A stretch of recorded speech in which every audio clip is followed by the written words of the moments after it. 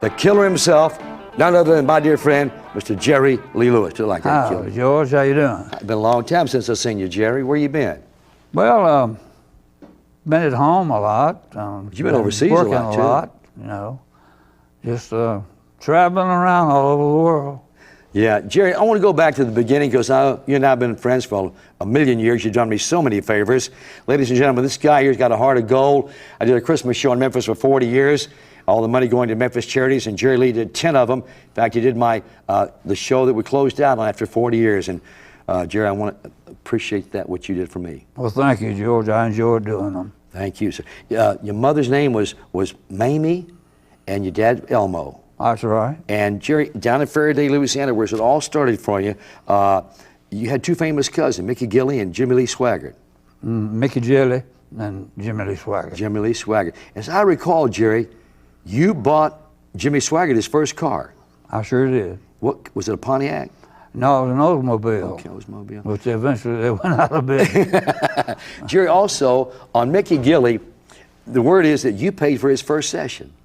You sponsored it or something. Well, he went to Nashville with my dad to meet with somebody up there at Dot Records, I believe, and audition for him and everything. And the guy said, "Well, you sound real good, Mickey." He said, "But we've already got a Jerry Lee Lewis. We don't need any more." And that was it. That was it, huh? Yeah. I didn't pay for anything, I don't think. my daddy may have paid something, I don't know. Jerry Lee, you once told me that, and this guy was a good friend of mine and a great talent, was Carl McVoy. He was your relative who really gave a big influence to you. Yes, Carl was one of the finest people in our family. Yeah. He was a great piano player, a great singer, a nice-looking man, carried himself real well, and I miss Carl very much. I do too. His name is Carl Glasscock. Yeah? Carl Glasscock? Glasscock. Glasscock.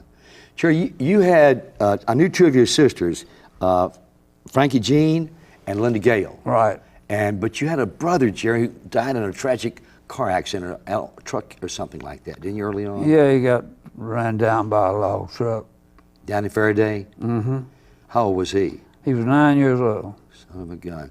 Jerry, when you went to that Bible college down there in Louisiana, how long did you go there? Oh, pretty close to a year. And something happened, you went to do an event for the college, and you put a little too much of Jerry Lee Lewis in a song or something? Yes, a young preacher who wanted to sing "My God is Real." Yeah. And they wanted me to back him up on piano, accomplish him on piano. And I said, sure, I'd be glad to. So I sat down to the piano, he started singing, and he was singing, oh, stuff like that. Yeah. I said, look, you want this to go over right, don't you? He said, yeah. I said, well, here's the way you should do it. And I done it with upbeat tempo, rock. Yeah. I'm not rock and roll, but a spiritual, up-tempo spiritual. Yeah, yeah. And he did it, and it brought the house down. And the dean got a little bit upset. And that was when you checked out of the college, huh? Well, I checked out for, he was wanting to expel me. I said, I don't think that's very good. And he said, well, what do you think we should do about this? I said, well, all the people in the school were standing outside. They said, well, if he goes, we're going too. He said, see here, you've learned a great Christian college.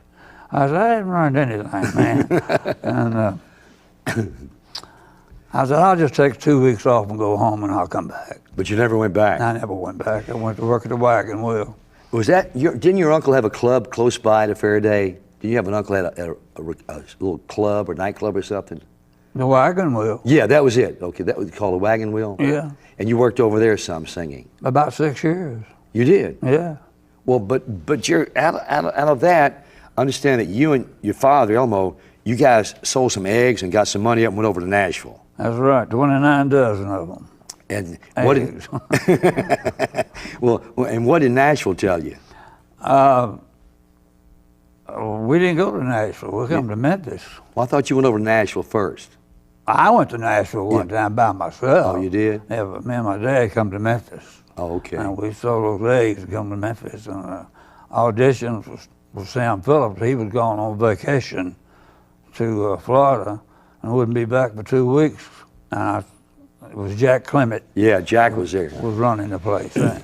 I said, well, somebody's going to hear me and listen to me. And he said, well, if you feel that strong about it, I'll put it down on tape, what you got to offer. I said, okay. So I put down Crazy Arms for him. Yeah. He said, I'll play that for Sam when he gets in. And he did, and Sam liked it and said, I want to release this on Sunday. I always figured that your first record was probably the better record. I don't know, but I always say that when I release one. But this was our first recording on Sun Records, 1956. Now blue and the word for the way that I feel. I feel a lonesome arm ain't holding you no more.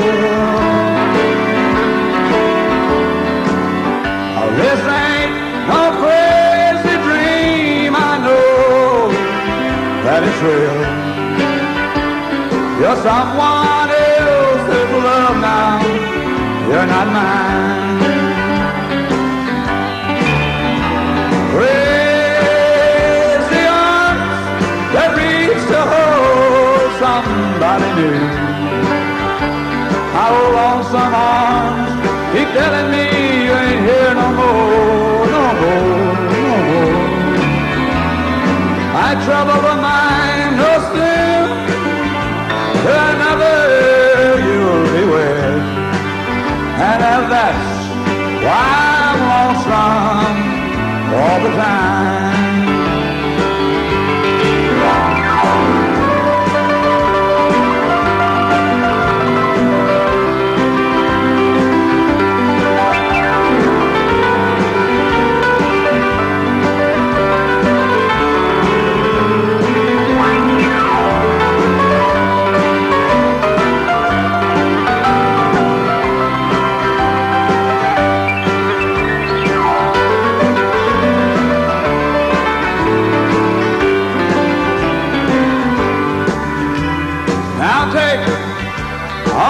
Precious dreams I thought were you and mine. And you can take all that foolish love I thought was mine. Someday a crazy arm will hold somebody new. Right now, old killer's lonesome all the time.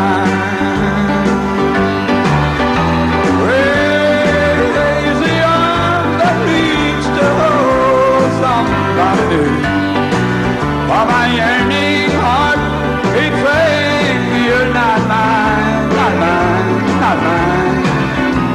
My trouble of mine no sin, to another you'll be with. And this is why I'm awesome all the time. You know, you play that left hand so good. On that record, I think you didn't have a bass. It was just you and J.M. Van Eaton, wasn't it? Just me and Jimmy Van Eaton. And because you used that left hand to take care of the bass sound. Well, I was just playing piano. I don't know what it took care of anything. But Jerry, you know what happened was I was on the air at a local station in Memphis at that time in the afternoon, and I'd been hanging around Jack Clement a lot and those guys at Sun. And afternoon, he walks up. He says, "GK, I got your next star for you." And I said, "Who's that, Jack?" Him was J.M. Van Eaton with him. And they brought me an acetate of Crazy Arms, and I played it on the air. That record really took off pretty good. And it was a whole lot of shaking the next one out of the box. That was it. And how did you come to record? That was an old song you'd been doing for years, wasn't it? Yeah, it was an old song, but I had done it a lot at the Wagon Wheel when I worked over there. Okay. Well, I heard Johnny Littlejohn, who played drums at the Wagon Wheel. I heard him singing a whole lot of shaking going on. I was a little late for work that night. I walked in, he was doing that song. I said, man, is a hit. And I learned it from him. And so when did you play it for Jack Clement or Sam, or who'd you play it for? I played it for Jack and Sam. And they said, that's it, huh? Well, we just took one take on it. Is that right? But on that one you had, was Roland James playing guitar on that? Roland James played guitar. Yeah. He was playing guitar, wasn't he? Yeah. Yeah, and James playing drums and you playing piano. Right. That thing took off like a jet, though, Jerry. Boy, it did. It caught fire immediately. A big record. Man, and so you went on the road right after that, and you started knocking them out. And wasn't there a riot or something in Boston, Massachusetts? Well, yeah, that was a riot.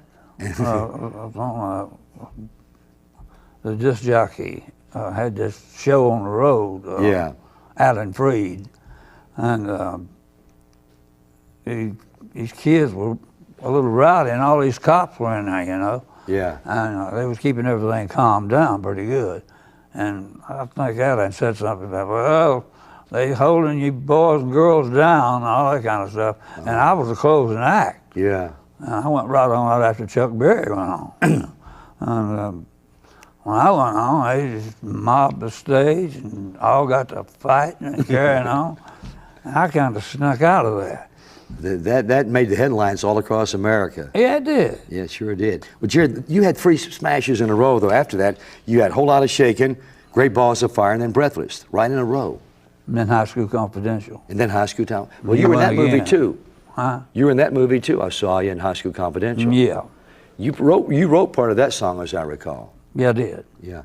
But Otis Blackwell wrote Great Balls of Fire and Breathless. Yeah, he did. When those songs came in, you had to say, man, that's a smash, Sam. Oh, yeah. Well, Sam knew it was, too. You'd have to be deaf not to hear Great Balls of Fire. When I heard that, I knew I had it wrapped up. You know that you were beginning to roll. Jerry, you start happening, and you were everywhere on television. You really became friends with Steve Allen. Judd Phillips took me. He convinced Sam to give us the money to go to New York and audition for some big television show. We didn't know which one. So first one Judd took me to was Ed Sullivan, which he immediately kicked us out the door. He did? Yeah, and well, I was so kicked out, he asked us to leave. And, he said, I don't want no more of this Elvis Presley junk. Y'all move on. So we went down to Steve Allen, and I auditioned for Steve Allen. He said, well, just what do you want to do on my show, Jerry Lee? I said, well, I'll do a whole lot of shaking going on. He said, well, let's hear it. And he had a pencil in his hand. I said, are you ready? He said, yeah, I'm ready. And I took my gum out, my bubble gum out of my mouth, laid it on the piano, and laid my funny book down, and done a whole lot of shaking going on for him. And he was very, very enthusiastic about it. And he said, I want you doing that song on my show this Sunday night, just exactly the way you done it just then, word for word. Really? And you know, a lot of stations had it banded. Oh, yeah. At that time. Which was crazy. And that broke it loose and lifted the band on it. Yeah.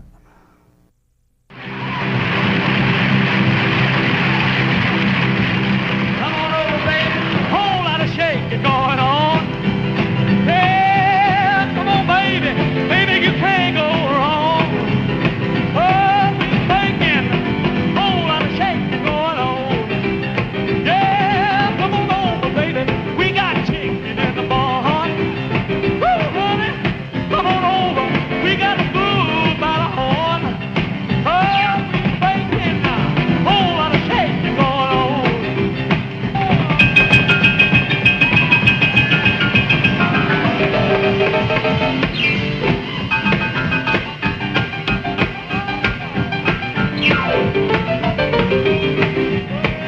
Yeah, come on over, baby.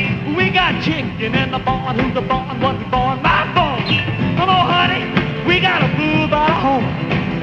Oh, we ain't breaking. Hold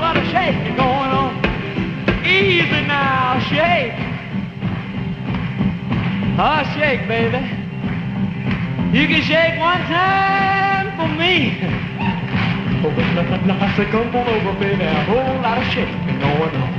Now let's get real low, shake.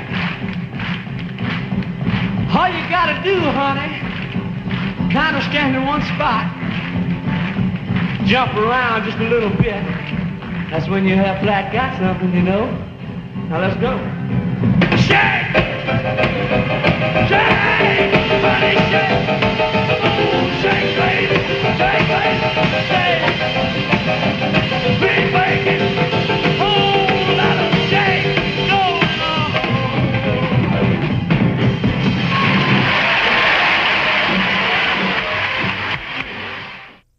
And the records started selling somewhere between 40 and 50,000 records a day, Yeah. which was a lot of records for a little small independent Sun record. I'm wondering, out of curiosity, whole lot of shaking had to sell about 10 million, Jerry. It sold that many, I would imagine, the first year it was out. Yeah. So Sam did all right on that one, didn't he? He done all right on several of them. Did you get paid on 10 million? No, I don't think so. I don't think anybody expected to get paid that much. Jerry, you moved, when you left Sun, you went over to Smash and you did pretty good with, I think it was Smash label? Smash with Mercury. Yeah, Smash Mercury. And you did pretty good over there. Yeah, we done great over there. It took us a while to get off the ground. Yeah. Over there, but Shelby Singleton, Yeah. he didn't give up. He said, I'm gonna put you back where you belong, right on top. And he did. Yeah, he cut that live album in Birmingham, Alabama. Oh, that was a great one, Jerry. Oh yeah, that was the first live album ever recorded, period, Yeah, from those- anybody. Yeah, that was one of the greatest ones you ever did, Jerry. That was a good one. It certainly was. And, Jerry, I remember when you were in the hospital, was it 90-something days, 92, 93 days? 3 months, I remember that. When they were going to operate on you, it was early in the morning, and Sam came up, Jerry and Knox came up, and I came up right before you went in the operating room. Mm-hmm. And we, wished you well and prayed for you. And that, man, you pulled through, Jerry. That was a heck of an ordeal, 93 days in the hospital. And what I remember, Jerry, is Chris Christopherson called you almost every day, didn't he? Mm-hmm. To see how you doing. He come by to see me. Yeah. And he wrote that song, Me and Bobby McGee. He said that you did the best version he ever heard. Yeah, that's what he said. Yeah. He was a good writer too, wasn't he?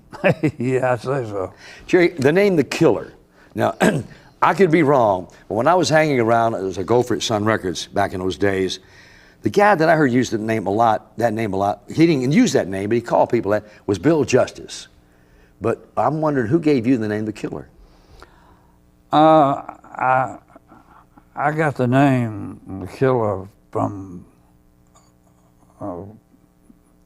Faraday High School.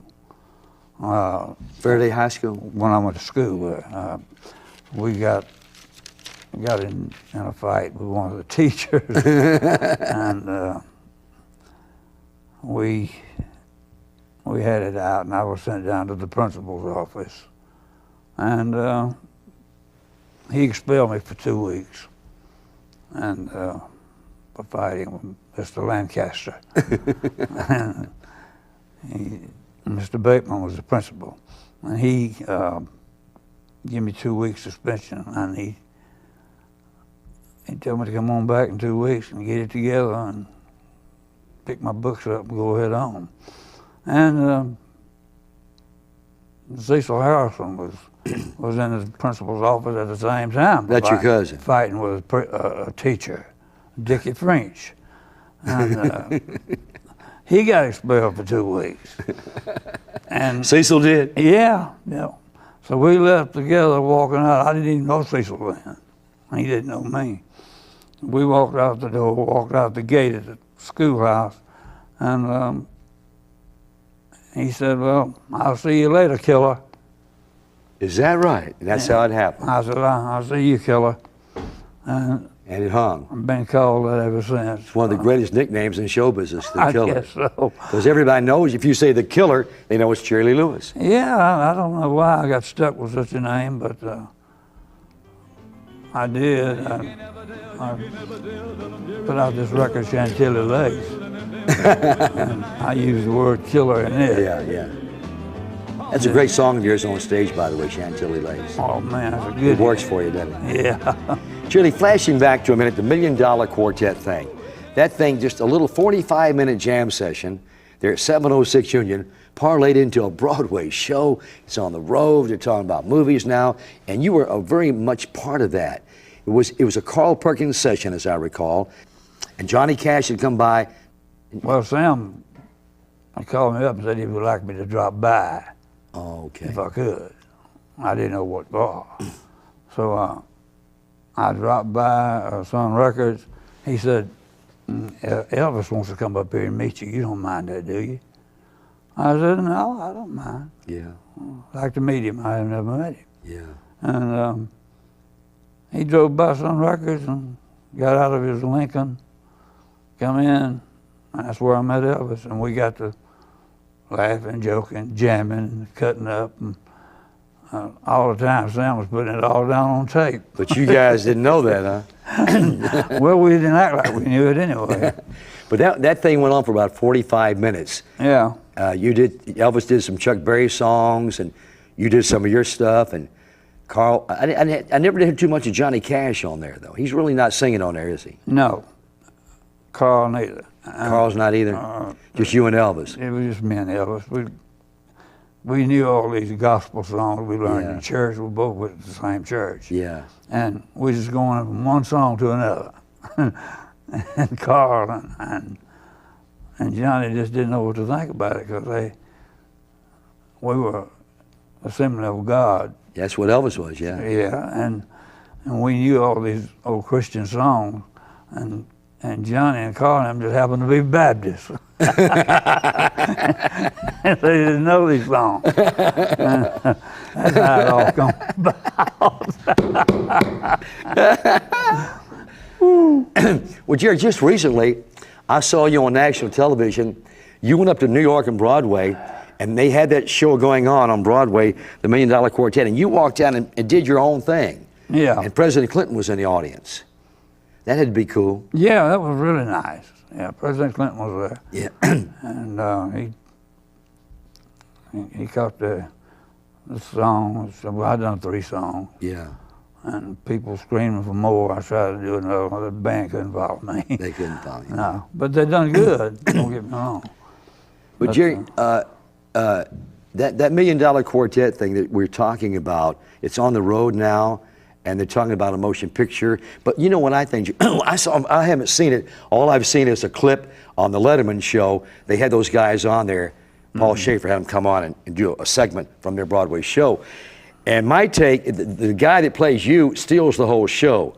But the way I feel about it, maybe I'm wrong, I think he was trying to play Dennis Quaid in Great Balls of Fire. I don't really know about that, but I know they wanted me to do a whole lot of shaking going on. And I was doing a whole lot of shaking. He said, you don't mind if I kind of sat in on the piano? I said, well, I don't know about that. And he come up, he started pecking around on the piano, and I was playing my song. I said, back. And I went ahead and done my song. Yeah, but that thing is really amazing. They got a show up in Europe. They got a show on the road in America. And as I said, maybe a movie. So it's funny how things happen in show business, isn't it, Jerry? Yeah, show business is very unpredictable. Yeah. Jerry, was it true that you were playing somewhere in Florida and it was like a beach area and they had a piano there? Yeah, I pushed it right off in the water. Is that right? Mm-hmm. I did do that, yeah. But you told me once that one of the reasons you did that was you didn't like the piano. It was no good. Yeah. But what I've noticed about you, Killer, is that, Jerry, if you're playing a beautiful, great piano that you like, you treat it like a baby. Oh, yeah. But if it's an old beat-up piano you just don't like, you're liable to bust up the keys and everything. Well, I've grown up a lot since then. I don't push them off in the water anymore. Yeah. Well, did your daddy get in an argument with Chuck Berry? Did Elmo get in an argument with Chuck Berry? Yeah, they got in a little argument. Yeah. But did you leave the tour and then come back? Well, Chuck popped off at me. I see. He said he was doing his part of the show, then I closed the show. I was a star, and Chuck was a little upset about that, and which I don't blame him. And he was a big act, and he wrote some of the greatest rock and roll songs in the world. I know. And he come off and he said, "Man, you're gonna have to get this straightened out. I mean, straightened out tonight." Chuck said that? Yeah, and he was. I could tell he'd been drinking Yeah. and taking pills or something. I don't know, but he was really out of it a little bit. Now, my daddy was standing there, and he wasn't used to anything like that. You know? He said, "What did that guy say to you?" I said, "He didn't say a thing, Daddy." I said, "He's just drinking. He don't know what he's talking about." I said, "Forget it." He said, "I forget it, all right." And he went up to Chuck and he said, and he pulled out his Barlow knife, opened it up, and he said, "You know what we do to men like you that pop off their mouth like that? We cut their heads off and throw them in the blue hole." And I said, "Daddy, for goodness sake." And he didn't really mean it. Yeah. And Chuck started running. And my daddy was running after him. And they left the auditorium chasing each other there. And Alan Freed said, "What do you think?" I said, "I don't know." He said, "Do you think he'll catch him and hurt him?" I said, "Probably so if he catches him." And they went on down the road there a piece. I guess me and Alan was finally still down on the curb of the highway. We didn't run as far as we could run. And we went back to the hotel. The next morning, I come downstairs. There sat Chuck Berry and Daddy having breakfast, laughing and talking. Is that right? Yeah. Jerry, is anything else before we let you go? I know I've kept you for a long time, but you never know what's going to happen, and I had to get you down on video because this is for posterity. This will be in America and Memphis always. People want to do a paper on rock and roll or our theme on Jerry Lewis or they're writing a book. They can come look at this video. Yeah. And you don't have to do any more interviews. Just say go over to the George Klein show at the library. It's all recorded over there. Well, that's great. And so that we wanted you to come down and do that. And I know I sound like a broken record killer, but I really love you, and I want to thank you for doing this show. Well, thank you, George. I love you like a brother, and thank you very much. You're the best, Jerry Lee. God bless you. You are the best. God bless you, Jerry Lee Lewis. Ladies and gentlemen, the one and only, the living legend, my dear friend, Mr. Jerry Lee Lewis. What about the time that you're going down the highway and you stop at one of them truck stops and you go in there, and that was when the truck stops had cartridges in a glass container and you couldn't get them out. And they had some of your bootlegs in there. Remember that story? Mm-hmm. Can you tell that? Well, back in my younger days, Yeah. I went in and I said, where do you get these records from, man? He said, "I don't know, have no idea about them at all. All I know is a man drops them off here, I get paid for them, I give him the money." I said, "Is that right?" So I just broke that case in two and took the records out of it and dumped them on the floor and tore them all to pieces and broke them. I said, "When he comes to collect his money, I just tell him the killer was here." He said, I'll do that. Because they were selling your records illegally. They were bootlegs. Yeah, mama, don't treat me wrong. Mama, love you, daddy, all night long, all right. Yeah, yeah. Oh, yeah, all right. Whoa, see the woman with the diamond ring. She knows how to shake that thing, all right. Hey, hey. All right. Well, hey, mama, take your palm on us, and you gotta send you back to Arkansas. Honey, you don't do right. You just don't do right. You can't do right. Yeah, baby, what I see. Honey, what I see. Ooh, what did Jerry Lee say? Honey, what I see. Honey, what I see.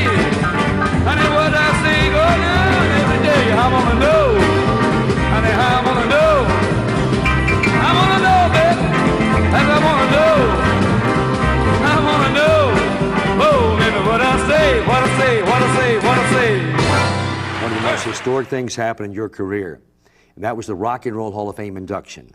And I was there representing Elvis. As I recall, you were sitting with Fats Domino at the table. You remember that night? Yeah. And the top tens, it was you and Fats Domino and Elvis and Sam Cooke, Little Richard, Chuck Berry, Buddy Holly, the Everly Brothers.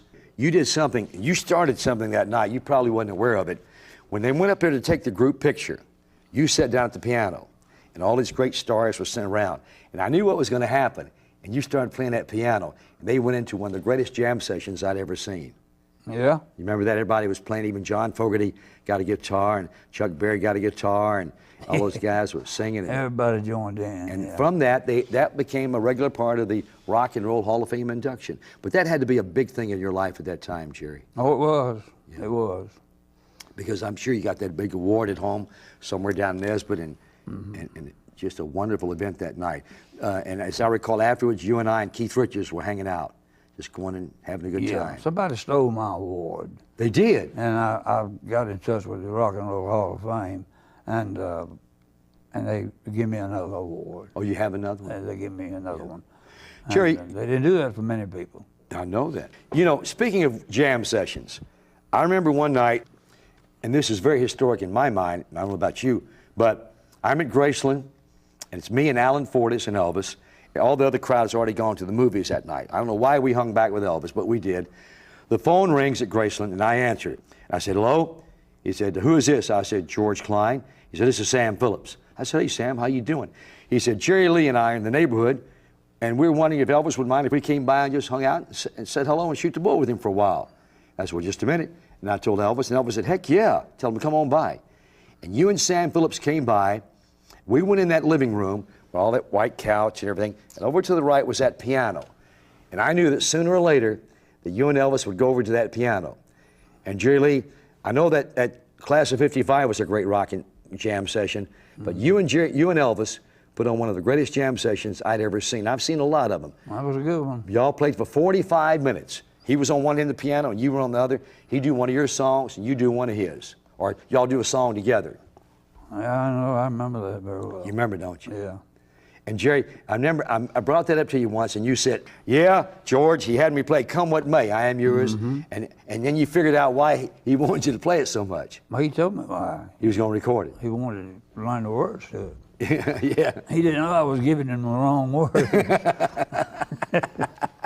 But Jerry, what I'm saying, what I'm leading up to is that when you guys left, Elvis and I and Alan Fortas went out, and he drove his own limousine that night, and we were in the back, and we were really saying how great you was, and we said, Elvis, gosh, that Jerry Lee Lewis is great. He's awesome. And he stopped that limousine, he turned around and he said, guys, I'm going to tell you, that Jerry Lee Lewis is a genius. Yeah, he said He that. called you a genius. Yeah. And I thought that was quite a compliment to you from Elvis. It's been a compliment from anybody. Yeah, thank you, Jerry. Now, if you're gonna love me, then please don't tease. If I can hold you, baby, let me squeeze. Oh, my heart goes round and round. Oh, the love comes tumbling down. You, how do you leave me? Brooklyn style.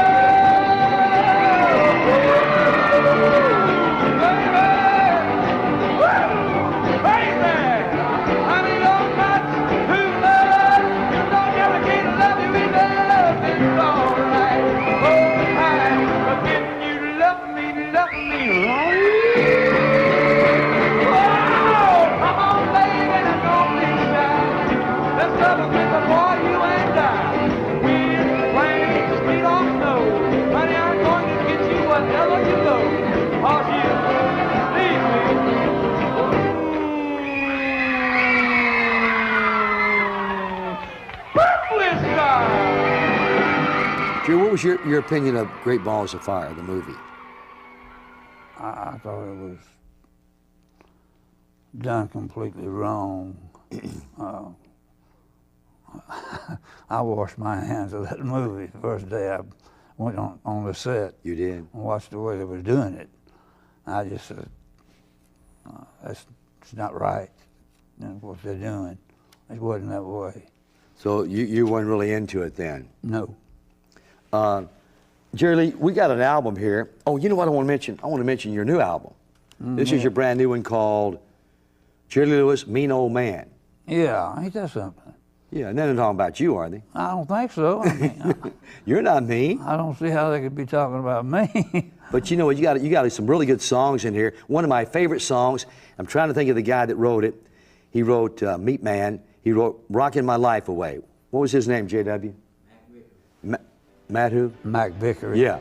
He wrote, that's one of your greatest songs, I thought, Rockin' My Life Away.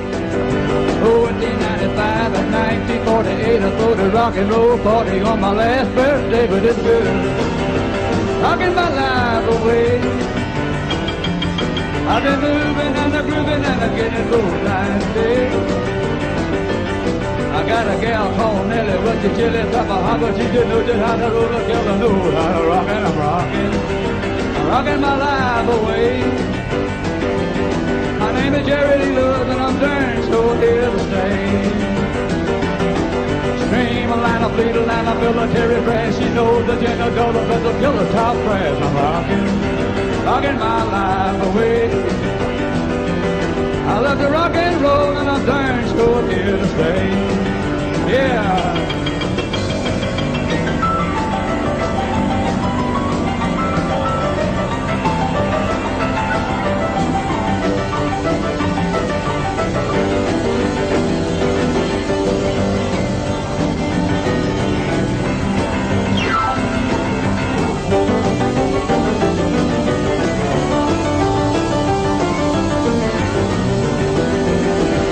Come on, baby, you know what I mean when I like the way you shake that thing, and I'm rocking my life away. I love to move and groove, and I'm digging it every night and day. Oh!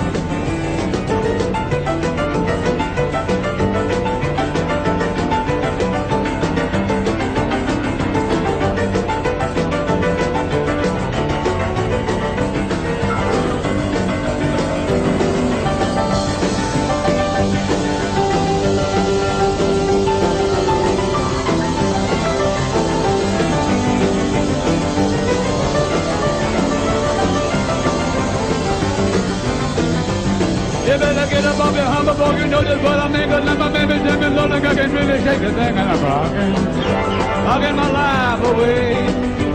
Woo! Moving and grooving and I'm learning you're here to stay. Let Joe Schumacher.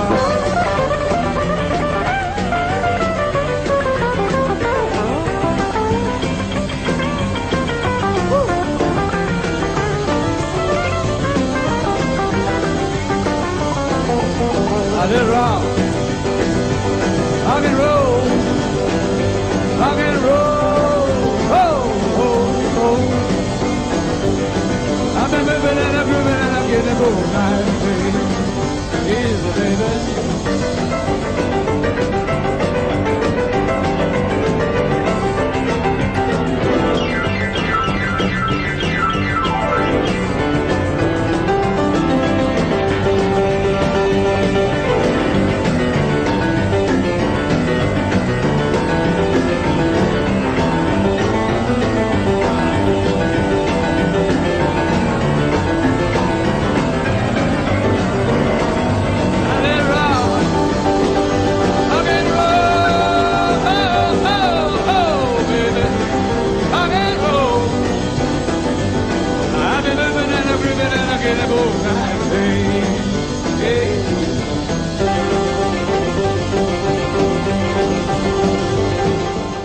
This is Verve Records. Um, So Mr. Bing, or is that his name? Steve Bing. Steve Bing, yeah.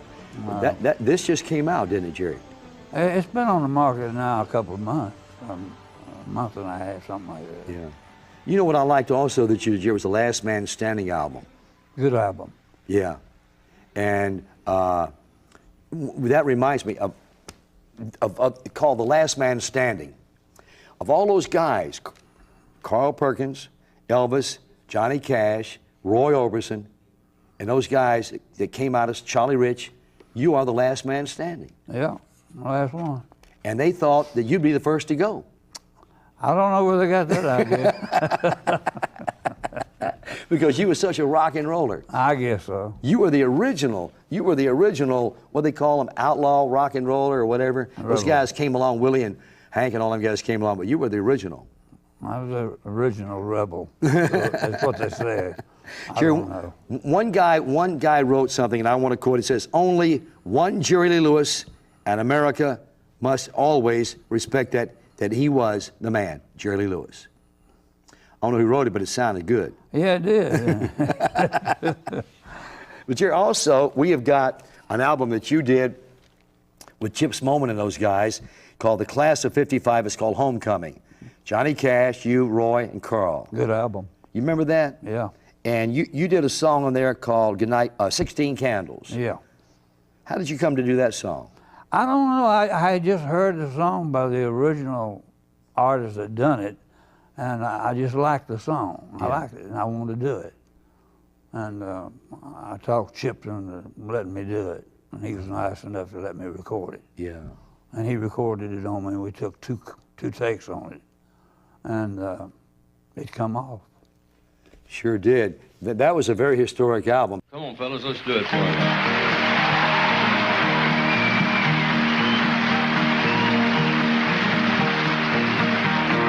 This train is bound for glory, this train. This train is bound for glory, this train. This train is bound for glory, nobody ride it but the righteous and the holy. This train is bound for glory, this train. This train don't care no gamblers, this train. This train don't care no gamblers, this train. This train don't care no gamblers, no crap shooters and the midnight ramblers. This train don't care no gamblers, this train. You know this train don't carry no jokers, this train. This old train, it don't carry no jokers, this train. This old train, it don't carry no jokers, no high-tone women, them cigar smokers, this train. I'm talking about God's train. Yeah, this train is bound for glory, this train. This train is bound for glory, this train. This train is bound for glory, nobody riding but the righteous and the holy. This train is bound for glory, this train. This train don't care no liars, this train. This train don't care no liars, this train. This train don't care no liars, no slow walkers, midnight flyers. This train don't care no liars, this train. Let me tell you, fellas, this train is the last train, this train. You hear me say this train is the last train, this train. This old train is the last train. To get on board, she ain't coming back again. Oh, this train is the last train, this train. This train is bound for glory, this train. This train is bound for glory, this train. This train is bound for glory, nobody riding but the righteous and the holy. This train is bound for glory, this train. This train is bound for glory, this train. This train is bound for glory, this train. This train is bound for glory, nobody riding but the righteous and the holy. This train is bound for glory, this train.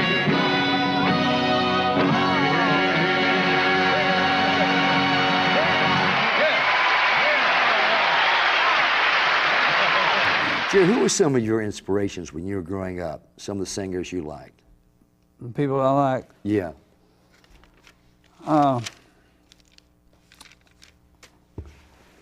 Well, it really wasn't anybody. You liked Hank Williams, didn't you? Oh yeah, I loved Hank Williams and Al Jolson, and I love their music. You told me once, Jerry Lee, that when you were a youngster down there in Faraday, on Saturday afternoon when the movie was showing at the theater, and it's a Gene Autry movie, that you'd go back in the back of the theater because that's where they had the big speaker, and you could hear it through the wall, and you listen to Gene Autry sing. Yeah, I never missed one of his movies. You liked Gene Autry, didn't you? Oh, yeah. Yeah, he was the best. But didn't you meet him? He was in one of your specials one time. Oh, yeah, he was something J.W. set up. Oh, He did it was- surprise you when he walked in? Yeah, very much so. I wasn't expecting it. Mexicali Road, stop your crying. Everybody's coming on back again some sunny day. You know, He was a cool guy, wasn't he? Oh, yeah. You didn't like Roy Rogers? Huh? You didn't like Roy Rogers? Yeah, I like Roy. You did. Did you ever meet him, Jerry? Oh, yeah, I knew Roy. You met Roy real well. Rogers? Yeah. I didn't know that. Oh, yeah, I've done a lot of rodeo dates with Roy and Dale. I didn't know that. Oh, yeah. What does the future hold for Jerry Lee Lewis? I don't know. I think it's in God's hands. I don't know, George. You just let it happen, huh? I just would like to record some more albums or CDs or whatever come Yeah. nowadays. Jerry, when you go on the road, I understand that one of the requirements, they got to have, I'll call it a video cassette machine, now it's called a DVD machine, I guess, in your room. You still watch old movies and everything? When I get a chance, yeah. Yeah. Because I remember one Christmas, I gave you a bunch of old movies on video cassette. You came by this little video shop, and you thought I'd given you a bucket full of gold or something. You really enjoyed them. Yeah, You like to watch them, don't you? I love them. Yeah. Jerry, now that Elvis has been gone 33 years, as we look back, what do you think about Elvis, Jerry? Well, like I was saying a while ago, I love Hank Williams and Al Jolson. And then next in line would have been Elvis, Yeah. whom I heard, and I liked his style of music. I liked what he was doing, and he was rock and roll, you know. Yeah. And I said, that's where I'm going, to Memphis. You know, did you actually hear an Elvis record, and that got you the inspiration to come to Memphis and record? Well, not necessarily. I just was reading in this magazine where Elvis got his start from Sam Phillips at Sun Records. And I said, well, if he got his start there, see no reason why I can't get my start there. Yeah.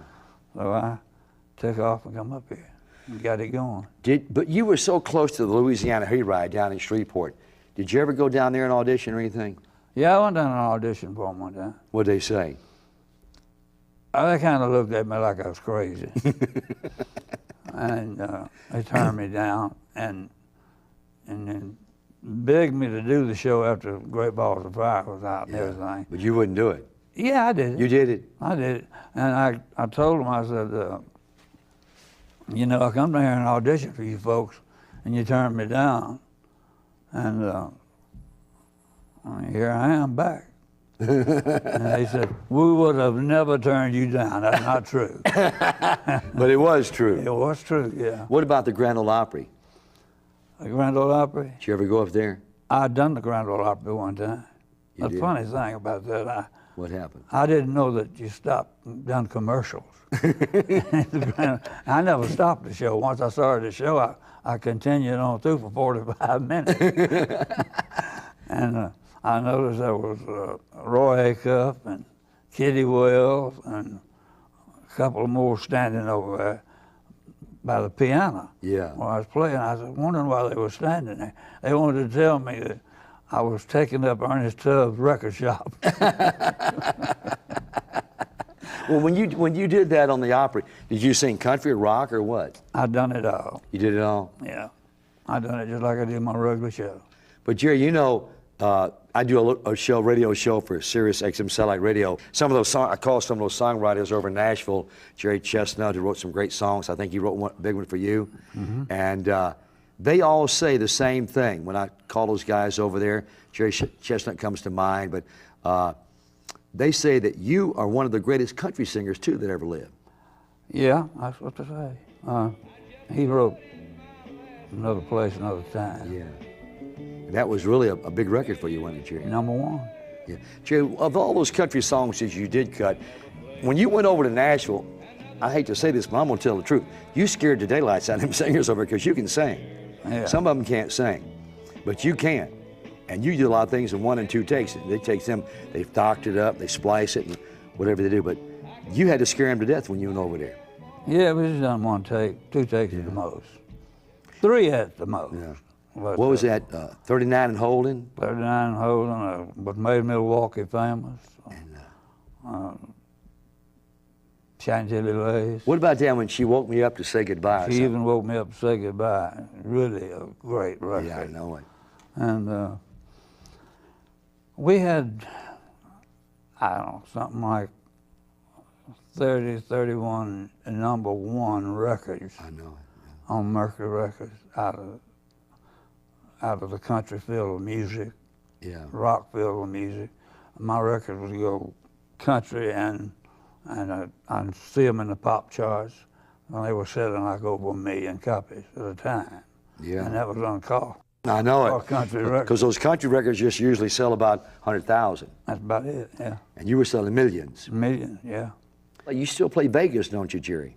Yeah, we play Vegas occasionally.